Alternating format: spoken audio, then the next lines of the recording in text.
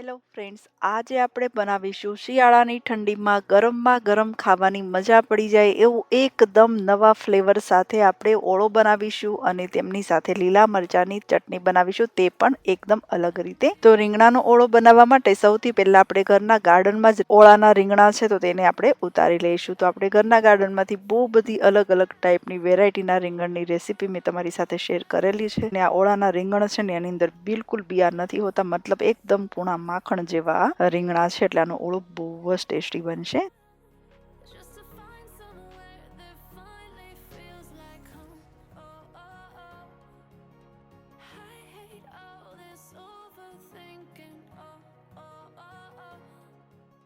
તો અહીંયા 3 મોટી સાઈઝના આપણે અત્યારે રીંગણ ઉતારી લીધેલા. તો હવે આપણે રીંગણના ઓળાની અંદર નાખવા માટે લીલા મરચાં પણ ઉતારી લઈશું. તો ફરીથી મને અહીંયા 2 રીંગણ દેખાઈ ગયા હતા, તો ફરીથી મેં અહીંયા 2 રીંગણ ઉતારી લીધેલા.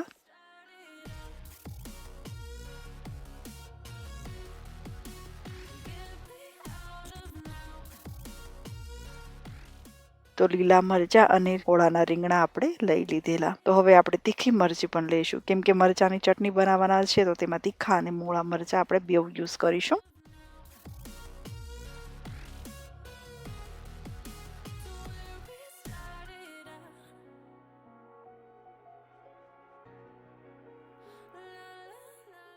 તો તીખા મરચાં પણ આપણે લઈ લીધેલા. હવે ઓળાની અંદર નાખવા માટે આપણે લીલા ધાણાને પણ ઉતારી લઈશું. તો આ બધી વસ્તુ આપણી ઘરની હોય ને તો બહારથી કંઈ પણ લાવવાની જરૂર નથી પડતી અને એટલી મજા આવે આ બધી વસ્તુ ખાવાની કે વાત જ પૂછો ને.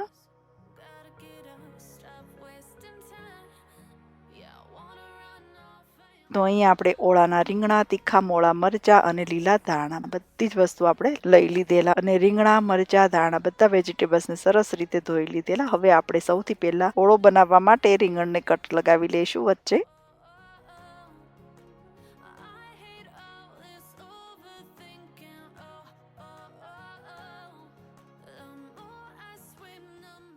તો આવી રીતના રીંગણને વચ્ચે કટ લગાવીને આપણે રીંગણને શેકી લઈશું. તો હું ફક્ત 2 રીંગણથી જ ઓળો બનાવીશ તો પણ આપણો બહુ બધો ઓળો બનશે, કેમ કે એકદમ મોટી સાઈઝના રીંગણ છે અને દળદાર વાળા રીંગણ છે એટલે.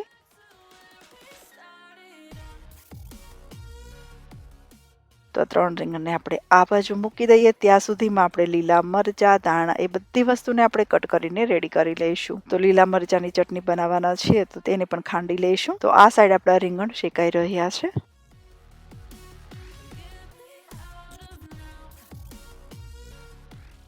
તો આ બાજુ આપણા રીંગણ શેકાઈ રહ્યા છે ને ત્યાં સુધીમાં બીજી સાઈડ આપણે લીલા મરચાંની ચટણી બનાવવા માટે સૌથી પહેલા આપણે લીલા મરચાંને ખાંડી લઈશું. તો લીલા મરચાંની ચટણી પણ બનાવીશું અને મરચાં ખાંડીને આપણે ઓળામાં પણ એડ કરીશું.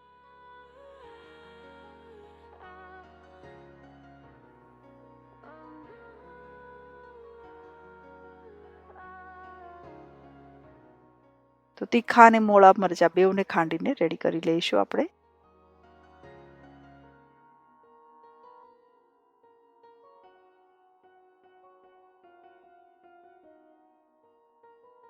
તો અહીંયા તીખા અને મોળા બેઉ મરચાંને આપણે ખાંડી લીધેલા. હવે નાખીશું તેમાં ભરપૂર લસણની કળીઓને પણ ખાંડી લઈશું.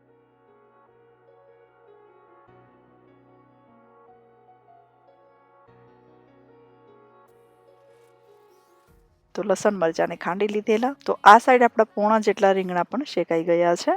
હવે બીજી સાઈડ આપણે મરચાં અને લસણને ખાંડી લીધેલા તે એક બાઉલમાં લઈ લઈશું, જે આપણે ઓળામાં નાખીશું.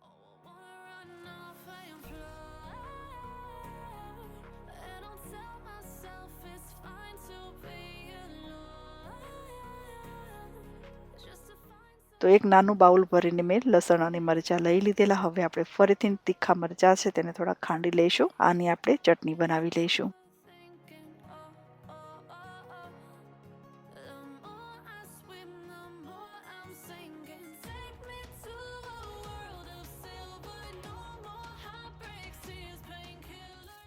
તો મરચાં અને લસણને ખાંડી લીધેલા. તો અડધા મરચાં અને લસણની ચટણી બનાવીશું ને અડધા મરચાં અને લસણને આપણે ઓળામાં નાખીશું. તો આ બાજુ આપણે મરચાંની ચટણી બનાવી લઈએ. તો પેન ગેસ ઉપર મૂકીને તેમાં તેલ મૂકીશું. ત્યાં સુધીમાં બીજી સાઈડ આપણા રીંગણ શેકાઈ રહ્યા છે તેને પણ જોઈ લઈએ. તો રીંગણ આપણા શેકાઈ ગયેલા. તો બે રીંગણને આ પ્લેટમાં લઈ લેશું. હવે બીજી સાઈડ આપણે મરચાની ચટણી બનાવવા માટે લેશું રાઈનું તેલ. તેનો ફ્લેવર બહુ જ સરસ આવે છે. અગર તમને પસંદ ના હોય તો સ્કીપ કરી શકો, રેગ્યુલર તેલ પણ તમે નાખી શકો. પણ અલગ ફ્લેવરથી ચટણી અને ઓળો ખાવો હોય ને તો રાઈના તેલથી જરૂરથી બનાવજો, બહુ જ સરસ લાગશે. વધારે નહીં મૂકતા તેલ, કેમ કે આ રાઈનું તેલ એકદમ સ્ટ્રોંગ હોય ને, તો ઓછું તેલ હશે ને તો પણ સ્ટ્રોંગ ફ્લેવર આવશે. તો 2 ચમચી જેટલું તેલ મૂકીને તેલ ગરમ થઈ જાય એટલે તેમાં નાખીશું જીરું, સૂકા ધાણા એડ કરીશું અને અહીં આપણે કલોંજી લીધી છે તે આપણે એડ કરી દઈશું.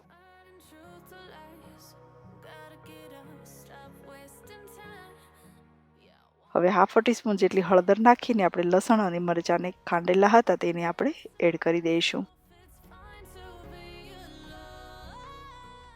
લસણ મરચાં નાખીને સરસ રીતે મિક્સ કરી લઈશું. તો રાઈના ફ્લેવરની સાથે લીલા મરચાંની ચટણી એટલી સરસ બનશે કે તમે એક વખત બનાવશો ને તો તમને જરૂરથી બનાવવાનું મન થશે બીજી વખત.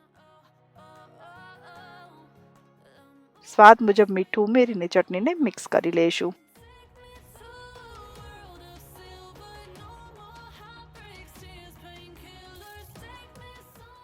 તો ચટણીને સરસ રીતે મિક્સ કરી લીધેલી. હવે તો અડધી મિનિટ સુધી ઢાંકણ વગર જ આપણે ચટણીને ચડવા દીધી હતી. હવે 1 ચમચો ભરીને આપણે દહીં ઉમેરીશું, જેનાથી આ ચટણી વધારે ટેસ્ટી બનશે. દહીં નાખીને સરસ રીતે મિક્સ કરીને થોડીક વાર આપણે આ ચટણીને ચડવા દઈએ અને બીજી સાઈડ આપણું રીંગણ પણ શેકાઈ ગયું છે તો તેને પણ લઈ લઈએ. તો થોડીક વાર આપણે ફરીથી આ ચટણીને ચડવા દીધી હતી. દહીંની ગ્રેવી પણ ઘાટી થઈ ગઈ અને ટેસ્ટમાં રિયલી આ લીલા મરચાંની ચટણી બહુ જ સરસ બની હતી, જેમાં રાઈનો ફ્લેવર પણ આવે છે અને દહીંનો ફ્લેવર પણ આવે છે. હવે લીલા ધાણા નાખીને આ ચટણી આપણે ઓળાની સાથે સર્વ કરીશું.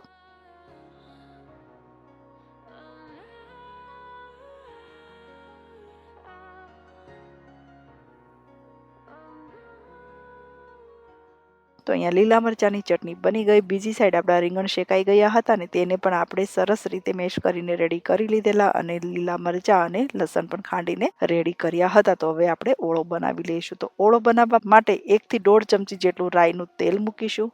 રાઈનું તેલ ગરમ થઈ જાય એટલે સૌથી પહેલા કલોંજી નાખીશું. આપણે કલોંજી નાખીને નાખીશું આપણે લસણ અને મરચાં.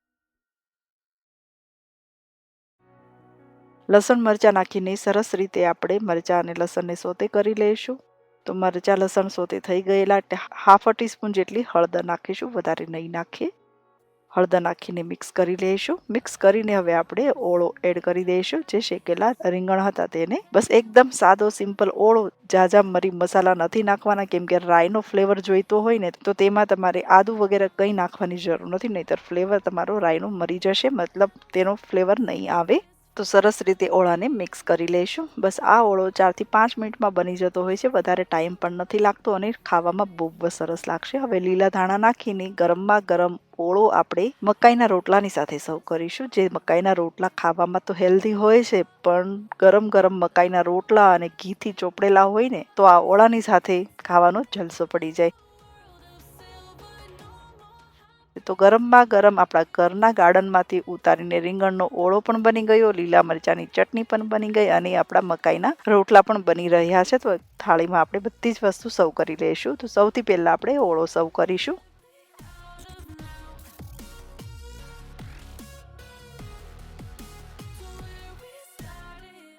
અને અહીંયા આપણો જોતા જ મોઢામાં પાણી આવી જાય એવો ગરમમાં ગરમ મકાઈનો રોટલો પણ બની ગયો છે. તો રોટલો પણ આપણે થાળીમાં સર્વ કરી લઈશું.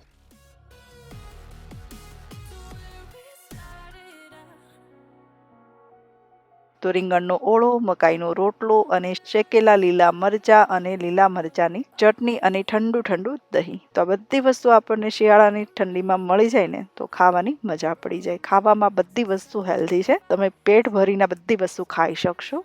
એકેય વસ્તુ અનહેલ્ધી નથી. તો જરૂરથી બનાવજો, બધાને બહુ જ ભાવશે. તો શિયાળાની ઠંડીમાં ગરમમાં ગરમ ઘરના ગાર્ડનમાંથી ઉતારીને આપણે રીંગણનો ઓળો, લીલા મરચાંની ચટણી બનાવી હતી. તો ફ્રેન્ડ્સ, અગર તમને મારી આ રેસીપી પસંદ આવે તો વિડીયોને લાઇક, શેર અને ચેનલને સબસ્ક્રાઈબ પણ કરી શકો. તો આપણે આવી રીતના નવા નવા વિડીયો લઈને મળતા રહીશું.